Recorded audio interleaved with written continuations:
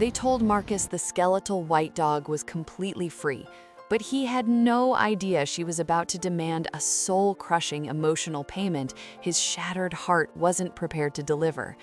After losing his soulmate Cooper, Marcus's home had become a cavernous monument to silence, a tomb where hope went to die. But when this 47-pound ball of unpredictable chaos barged through his front door and refused to let him drown in his own grief, Marcus realized that readiness was a lie. Roselina didn't ask for permission. She simply conquered his heart by force. The silence in Marcus's home was a living, breathing entity, a suffocating fog of despair that had settled into the very floorboards after his legendary companion, Cooper, drew his final breath. For 6 agonizing months, Marcus moved through his life like a hollowed-out tree, a man whose internal sun had been extinguished. The house was no longer a home. It was a museum of what used to be, filled with empty water bowls that felt like hollow shrines. He was certain that he would never be ready to open his heart again. To do so felt like a betrayal. But then came that fateful, rain-slicked afternoon at the municipal shelter, a place thick with the metallic scent of despair. Marcus wasn't there to adopt, he was a ghost wandering among the living.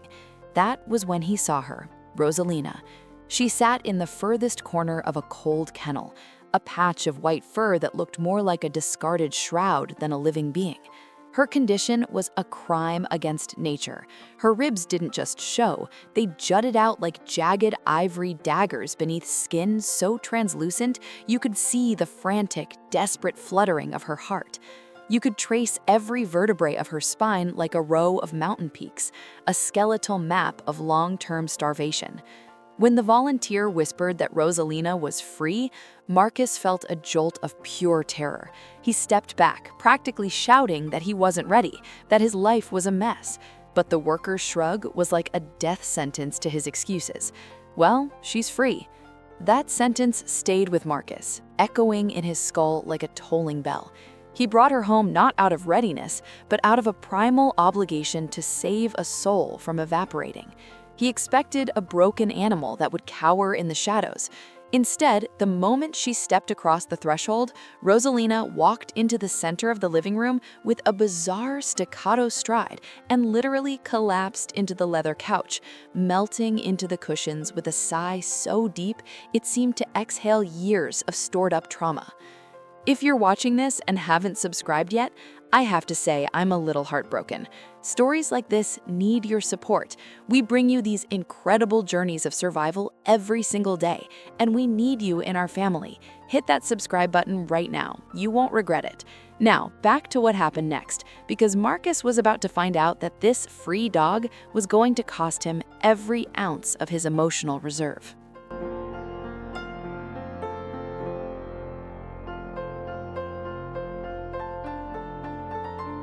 As the weeks passed, Roselina's true, unfiltered personality erupted like a supernova in Marcus's gray world. He had only ever raised stoic male dogs, so Roselina's arrival was like a chaotic hurricane hitting a quiet town.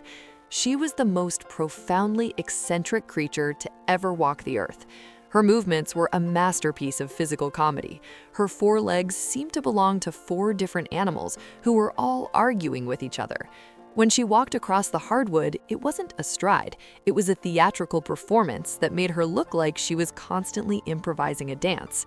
Marcus found himself paralyzed with a sensation he hadn't felt in half a year: genuine, gut-wrenching laughter.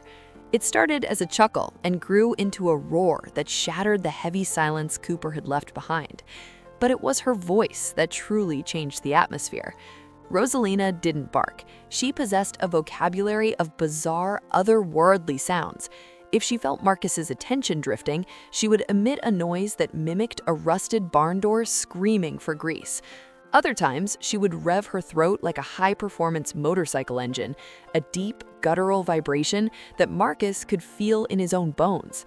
It wasn't pain, it was communication. She talked because she knew, for the first time in her life, someone was finally listening. The tension reached its peak when Roselina had to undergo intensive knee surgery.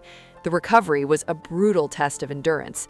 Marcus, driven by a protective instinct he thought had died with Cooper, transformed the living room into a makeshift hospital.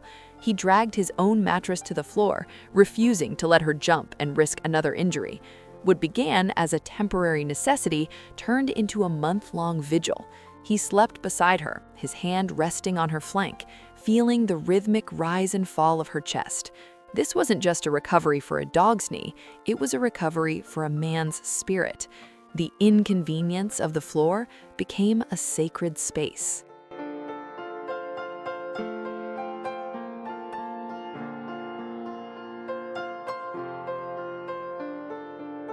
The climax of their journey wasn't a single event, but the realization that Marcus could no longer imagine a world without her theatrical chaos. He worked from home, and Roselina made it her full-time job to be his shadow. She followed him from the kitchen to the office, her 47-pound frame constantly trying to defy gravity by fitting into spaces far too small for her. She would sit under his desk, her intense gaze burning into his legs, making sure he hadn't disappeared into the digital void. When his cat, Oliver, would dare to claim a spot on Marcus's lap, Roselina's jealousy was a sight to behold. She would huff and puff, her motorcycle engine revving in sheer annoyance. She didn't replace Cooper, she built a brand new wing onto Marcus's heart. He calls her powdered donut mode when she curls into a perfect white circle, or a bow bun when she looks squishy and compact. When she smiles, her mouth stretches from ear to ear, radiating a pure, unfiltered joy that makes the dark days of the past feel like a distant dream. Marcus realized that bringing her home didn't just give her a place to live, it gave him a reason to wake up. She reminded him that healing isn't graceful. It's loud, it's needy, and it sounds like a creaky door asking for a treat. Roselina barged into his life and made herself at home without asking for permission. And now he is grateful for every single motorcycle noise she makes. She is his shadow, his quiet support, and his greatest teacher in the art of moving forward. If this story touched your heart and you're still not subscribed, please don't wait any longer. Hit that subscribe button right now. Have you ever had a rescue dog that completely changed your life in the most unexpected way? Tell me your story in the comments below. If this story moved you, please hit that like button. It helps more people find these incredible stories of second chances.